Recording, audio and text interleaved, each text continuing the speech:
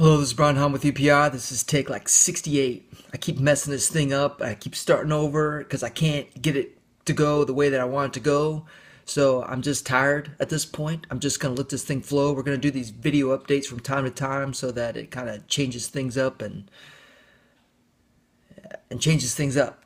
This would be another reason why I'd start over, but I'm going to keep going this time because I'm tired of starting over. So we had three different retreats: Arizona, Georgia, and then we had a new one in Tennessee this past January.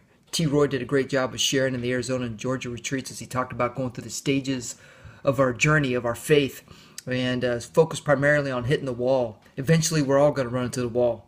It's there, whether it's going to be because of bad choices in our life or because we're having a misunderstanding of who God is, and so He's got to redirect us. And so it was neat to kind of dialogue with a bunch of different guys through that process. And then we had a new retreat out in Tennessee. Luke Hochaver and Ian Kennedy are kind of the brain trust behind this thing. But they wanted to invite a handful of guys to Hoch's property out there and do a duck hunt. And so we decided to pick a handful of guys to form a leadership retreat to try to start a revolution within the culture of baseball, similar to something like this. That's a lot of pressure on those guys that went to that retreat, but we wanted them to understand the importance of discipleship. It is said that you have not made a disciple until your disciple is making a disciple.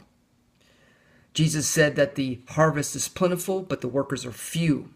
Most of us are focused more on being a good guy, a good neighbor, a good teammate, as opposed to sharing the Great Commission, which is to make disciples, right?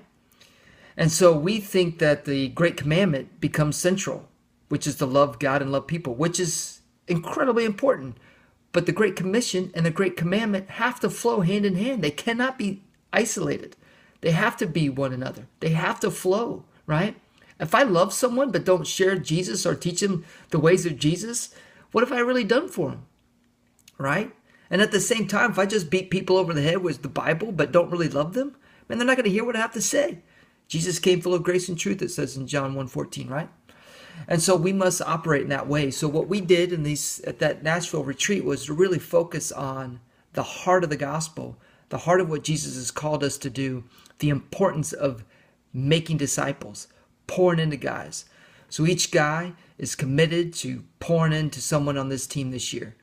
Whoever that might be, working together in groups of two, hopefully, and spending time with guys. Deuteronomy 6, man. When you're on the road, when you're on a journey, when you're sitting down having a meal, you're teaching people. You're teaching people about the ways of Jesus for the purpose of them going out and doing the same. Multiplication. Jesus had 3.5 years. He changed the world. How did he do it? He poured into a handful, right? And that's what we're trying to do with our ministry at UPI. Pour into a handful of people who will then pour into a handful of people. I pray that that is your mission as well. And if it's not, let's go. Time's wasted. You know Jesus. Share him. Encourage. Reach out. Find out. Be praying. Lord, who do you want me to pour into? And then go up there and do it. Start leading people towards the King. Teaching them his ways. We don't want to be a culture that's a mile wide and an inch deep. We want to be a culture that's deep and wide. And Jesus is this for us. So, had a good time at the retreats. Had a good time in January. Pray for us as we head into spring training. Busy times, but excited for what God's got in store for each of us. And thanks again for all your prayers and your help. We appreciate it big time. Blessings to you guys. Bye-bye.